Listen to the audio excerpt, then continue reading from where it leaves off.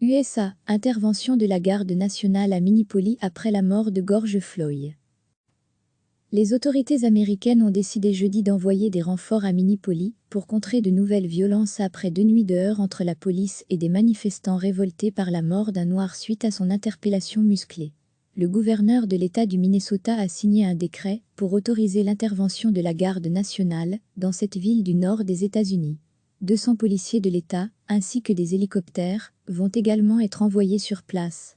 La mort de George Floyd doit apporter de la justice et des réformes de fond, pas plus de morts et de destruction, a estimé Tim Walz dans un communiqué, alors que de nouvelles manifestations sont prévues en fin de journée.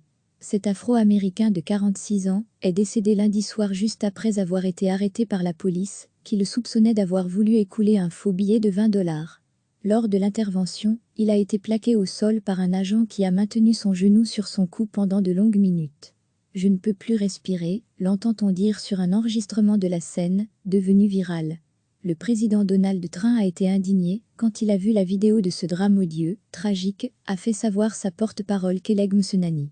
Il a immédiatement pris son téléphone pour s'assurer que l'enquête du FBI avançait vite, a-t-elle poursuivi. Il veut que justice soit rendue. Les 4 agents impliqués ont été licenciés et les autorités locales et fédérales enquêtent sur le drame. Mais aucune inculpation n'a encore eu lieu, ce qui alimente la colère et les frustrations. Les autorités américaines ont décidé jeudi d'envoyer des renforts à Minneapolis pour contrer de nouvelles violences après 2 nuits de heurts entre la police et des manifestants révoltés par la mort d'un noir suite à son interpellation musclée. Le gouverneur de l'État du Minnesota a signé un décret pour autoriser l'intervention de la garde nationale dans cette ville du nord des États-Unis. 200 policiers de l'État, ainsi que des hélicoptères, vont également être envoyés sur place. La mort de George Floyd doit apporter de la justice et des réformes de fond, pas plus de morts et de destruction, a estimé Tim Walz dans un communiqué, alors que de nouvelles manifestations sont prévues en fin de journée. Cet Afro-Américain de 46 ans est décédé lundi soir juste après avoir été arrêté par la police, qui le soupçonnait d'avoir voulu écouler un faux billet de $20. Lors de l'intervention, il a été plaqué au sol par un agent qui a maintenu son genou sur son cou pendant de longues minutes. « Je ne peux plus respirer », l'entend-on dire sur un enregistrement de la scène, devenu viral. Le président Donald Trump a été indigné quand il a vu la vidéo de ce drame odieux, tragique, a fait savoir sa porte-parole Kayleigh McEnany.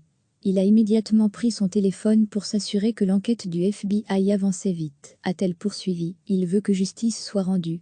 Les 4 agents impliqués ont été licenciés et les autorités locales et fédérales enquêtent sur le drame. Mais aucune inculpation n'a encore eu lieu, ce qui alimente la colère et les frustrations. Cliquez sur s'abonner pour recevoir les dernières nouvelles.